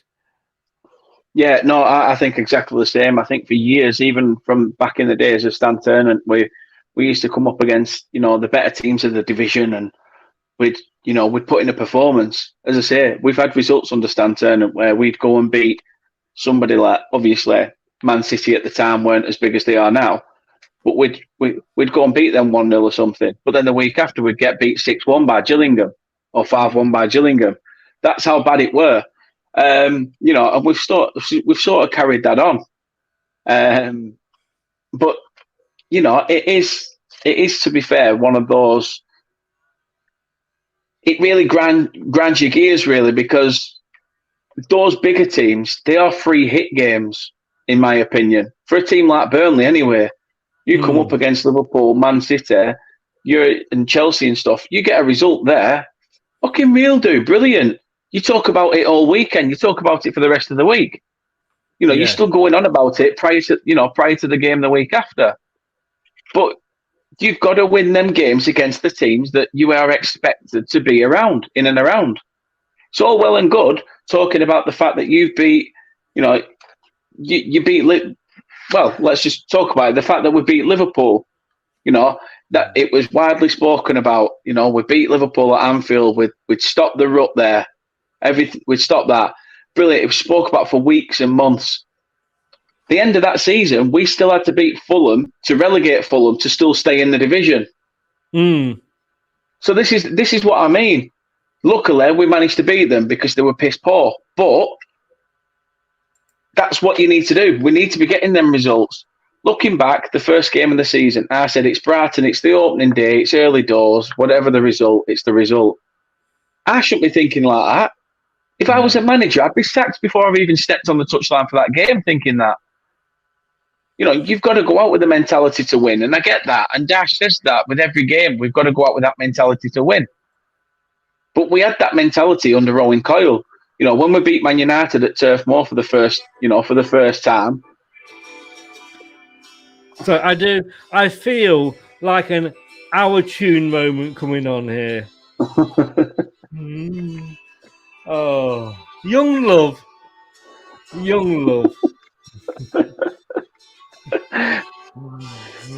There's always one. I kind of just say I am allowed to play that because it's a mate's music and he gives me permission to to play that. But I did feel a bit like Simon Bates there with Our Tune. Although he said that, if you saw the post that went up in the Facebook group the other day, to join the Facebook group, you have to answer some questions, or you have to have an association with Leicester or be in another Leicester group. And this woman was quite honest, but she said, "Oh, I want to join the group because I want to meet a man who I can give pleasure to." Decline. I took a note of her details first. Yeah, we're going to say, and then all of a sudden she had a friend request from Chris.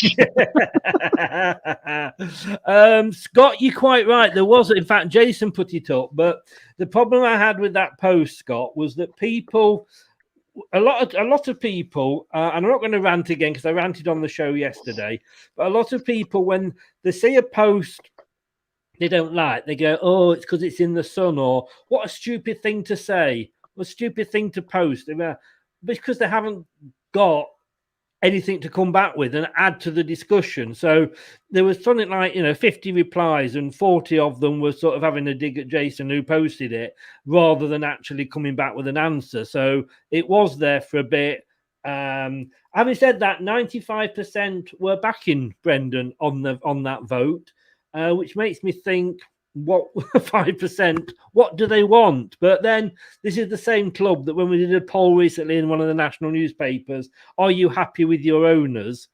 95% of Leicester fans said they were, or 96%. Like, what 4% of our fan base is not happy with our owners? Terry's definitely going to be waiting for Brad. Do I need to keep you separate, Terry? Do I need to sort of, warn Brad about this? Does he need to sort of... Terry's that bloke that's been eyeballing that knobheaded corner at bar that's just getting mouthful with someone, and he's come out at club. He's waited outside afterwards, and instead of getting in taxi, he's waiting for this arsehole to walk out. That's so many clubs in Burnley. What was that? There was a club. That's opening hour.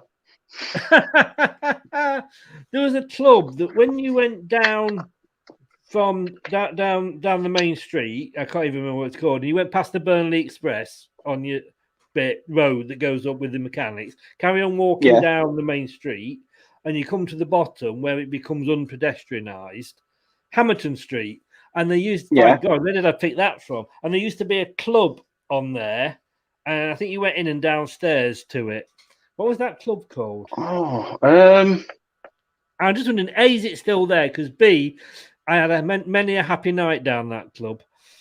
Yeah, there's a few clubs down there now. There was a big one up at the end on the left that was bought and was part of a big group. But this was sort of just one. It was in a big old mill or something. But it was one level. I think you went in and downstairs. Orange Tree was it called at some point? Trying to think. Opposite there, I tell you what, opposite there was a little bar. I don't know if this bar's still there on the corner, a little one of these typical sort of, local public times things in the town centre. And they had, it was a topless bar. And I went in there and I was really disappointed because there was no roof on the top. I think I know where you mean now. To be fair, topless bar. No. To defend that answer, it used to be next door to, at the time, what was, it was like a bee's knees at the side, which obviously is sort of like a branch now. There's like one everywhere. But it were at the side of that, and it were called Taboo. And that was later than me, I think, possibly. Yes, it might have changed names, but that stopped. That went.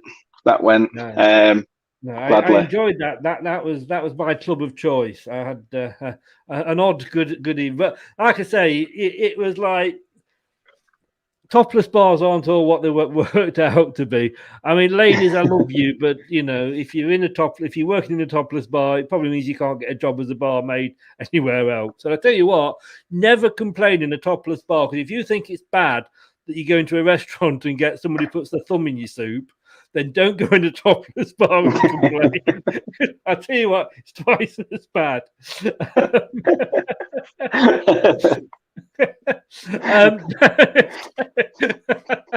Sorry, I only said that for a laugh. I thought it might get a few titters. I think, but obviously I boobed. I think I need to bring this back up here. I feel a right tit now. Come on, Chris, take a breath to the situation. Nice one. KFC. I could do a KFC now. Terry says here, I noticed down only half Burnley tickets taken on Saturday. Was it not a good take-up? From what I know, I thought they packed it out. What it showed on the camera, I suppose it always looks better on camera than it does when you're there. But yeah, it's a strange one because we're usually pretty decent away from home. We usually, back them in numbers. So yeah, that's a strange one to know. That I honestly didn't know, but fair point. Yeah, no, you didn't offend, Scott. I was just explaining as to why I took the post down, because yes, we shouldn't be questioning. Quite rightly, we shouldn't be questioning Rodgers at this point. It's too early in this window. We're not West Brom. We're not Watford. We don't sack managers that early. But the poll was put up because we'd seen this, on other sites, and we're thinking like, is this really what people are thinking? Chris, it's about what happened to my dog. I'm not sure where you're following on from that, because your last comment was about Burnley being half full. Explain that one, because it's leaving me feeling a bit rough. I'm dog tired. Jason says, big thumbs up, David coming on the show. And thank you to Daniel as well. David and Daniel. Expectations are built on. He's been called worse. I tell you what. Yeah. Usually by me. I've been called David a few times, to be honest. I used to get it in school back then, ladies. Did you? Yeah. What about Mrs. Riley? Hello, Mrs. Riley. Hope she always got your name right. I bloody hope so, no? Yes. Expectations are built on progressing. It's the fans that now have expectations, being from lower leagues and winning the Premier League to Cup, Community Shield. Not the Community Shield, English Super Cup. Any fans would have expectations. I believe that's where we are, and it would the same be for Burnley fans. It would. Football. Yeah, you come 10th, you want to be 9th. You're 9th, you want to be 8th. You know, doesn't always work like that, unfortunately. But we always want to do better things, don't we? Of course we do. Of course we do. Terry says, according to Radio Leicester, they put tickets left on open sale. I don't think we're filling out, though, are we? We're not filling out. And Terry, we might be, Chris. We might be. Yeah, we are. We are definitely filling out. You know what? I need a sports bra.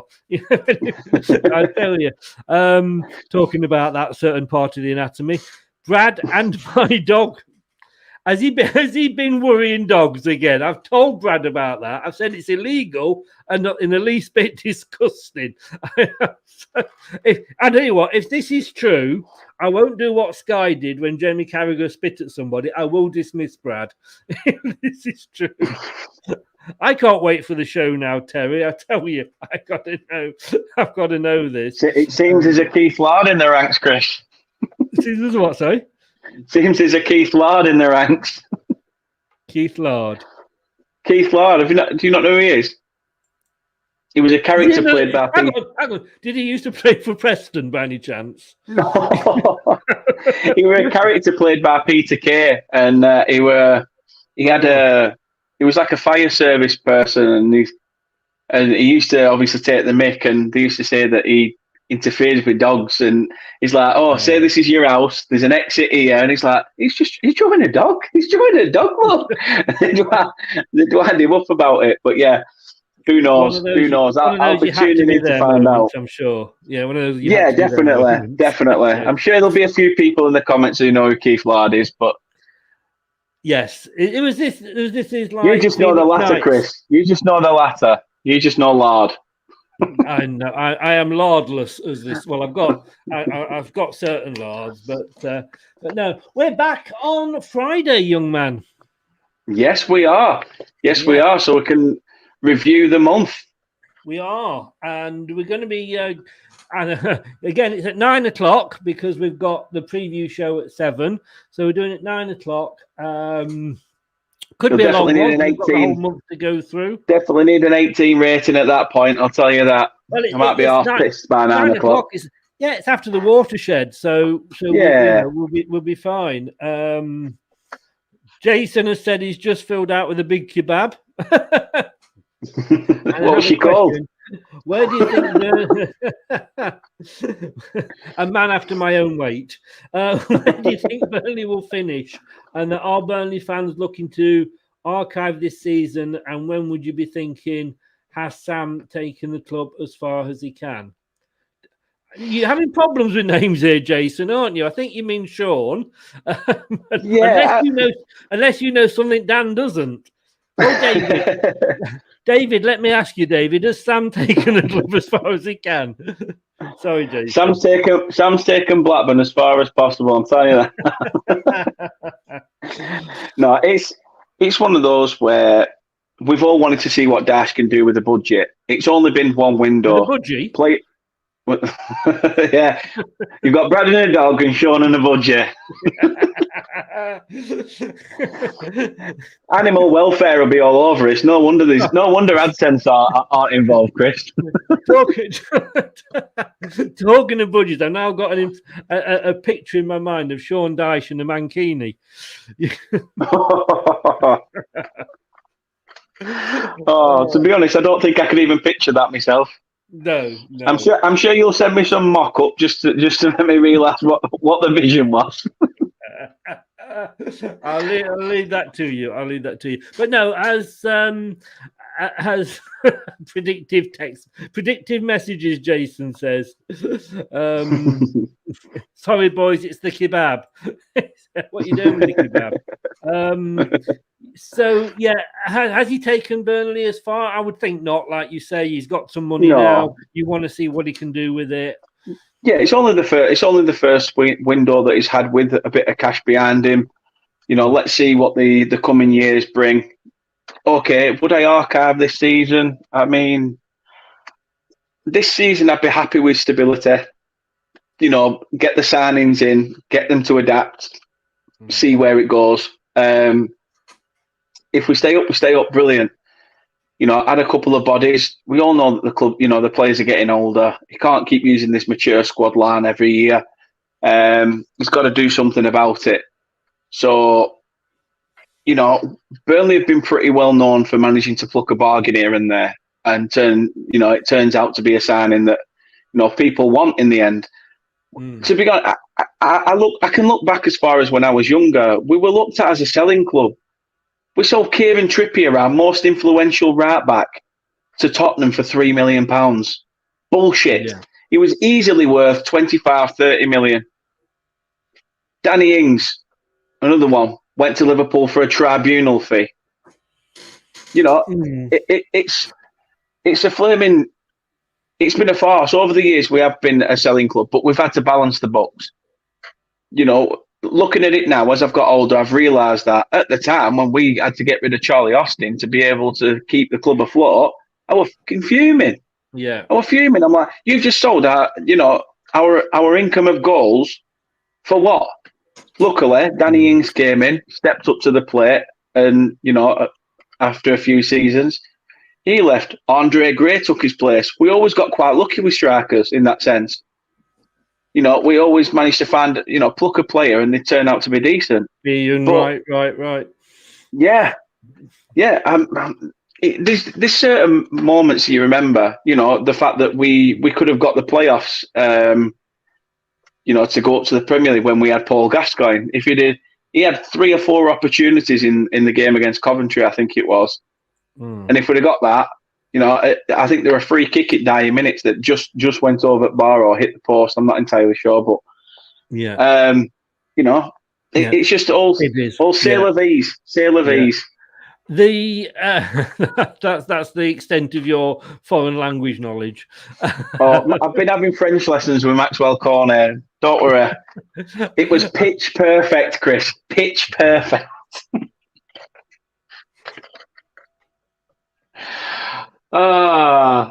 What can I say? It's the off the field stuff that throws you.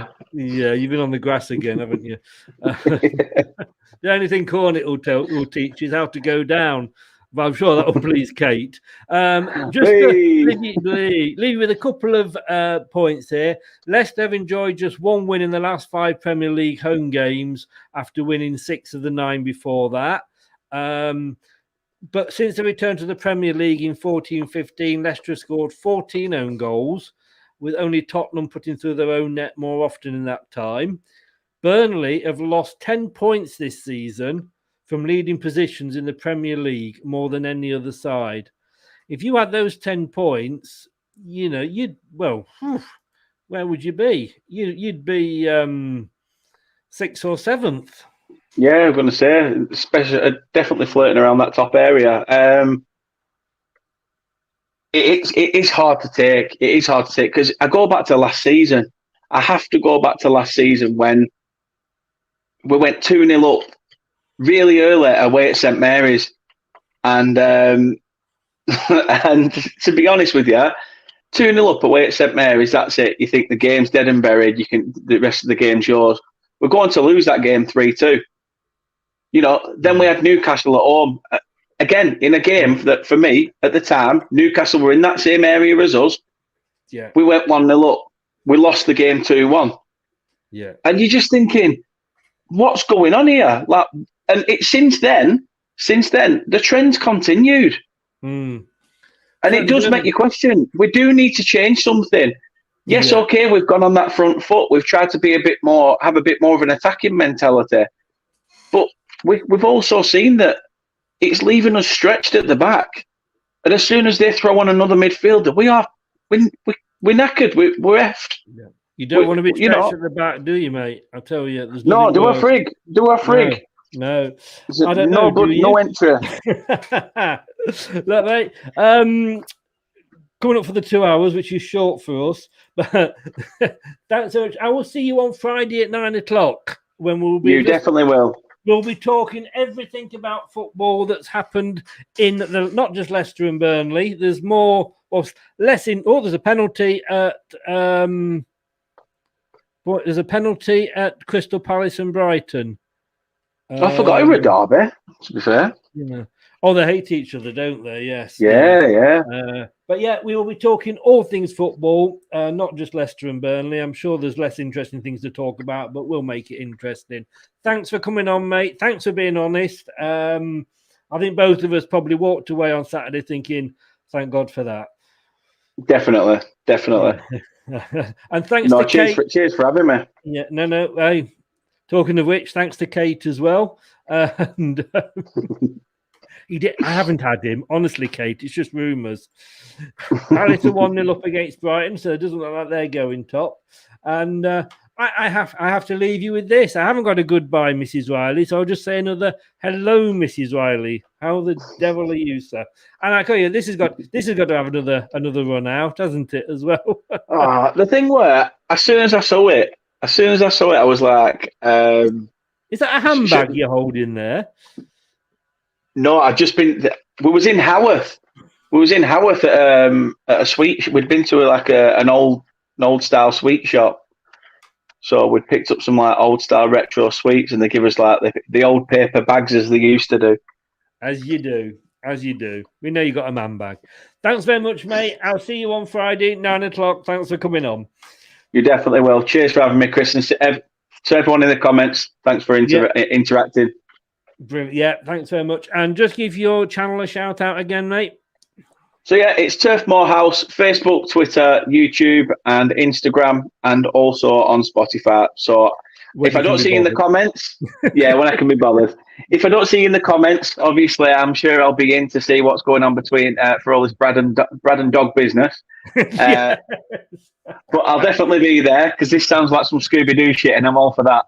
So that's. Oh, I didn't think that Scooby-Doo's a dog. Actually, is it? Interesting.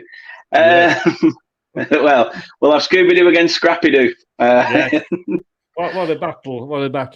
But that's it. The link to Dan's channel is in the YouTube description, although I might take it out now. Thanks very much, mate. And I'll speak to you on Friday at 9 o'clock. You will do. Cheers, guys. Thanks, Chris. Take care. Cheers. Bye-bye. That was pretty clean for us, actually. We've had worse. Normally when it's on Dan's channel, but it doesn't matter as much. But yeah, hey, what a week. We are busy this week. We're going to be back tomorrow. Indeed we are. Yes, indeedy. We're going to be back tomorrow, and Mrs.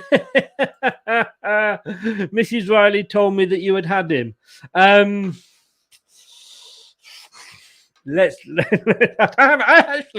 haven't got to come back to that, Kate. I haven't got to come back. You've left me speechless, and I never thought that would happen. But look, back tomorrow, 7 o'clock for the prediction show with myself, Brad and the dog, and walking the dog. We'll see. And Fuels, who is a Southampton fan from Matchday Vlogs.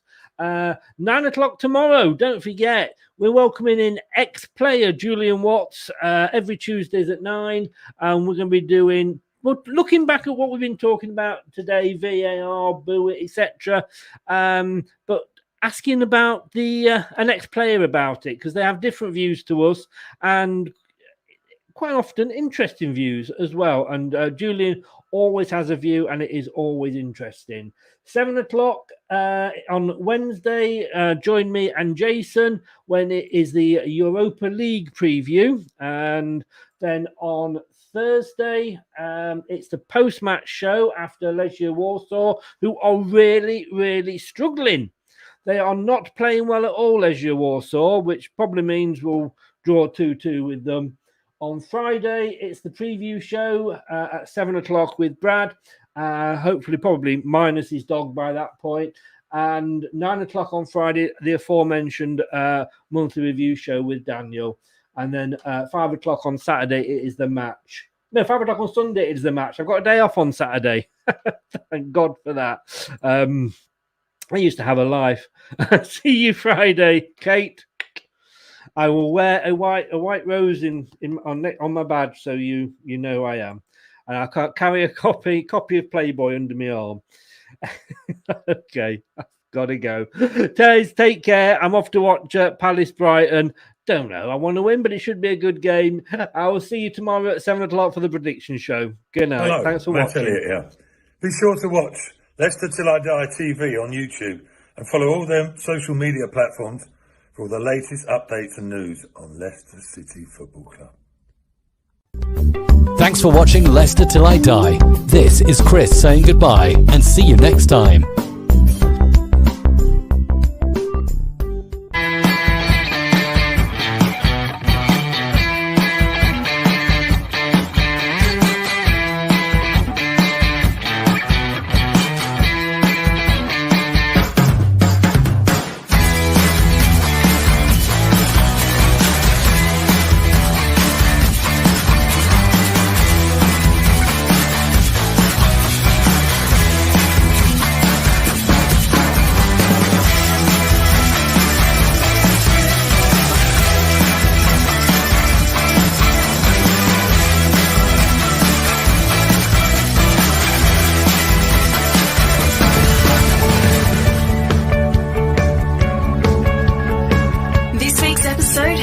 To an end. But the fun doesn't have to stop here. If you have any questions, suggestions or feedback, head over right now to Twitter and Facebook and like, share and get involved. Join us next time.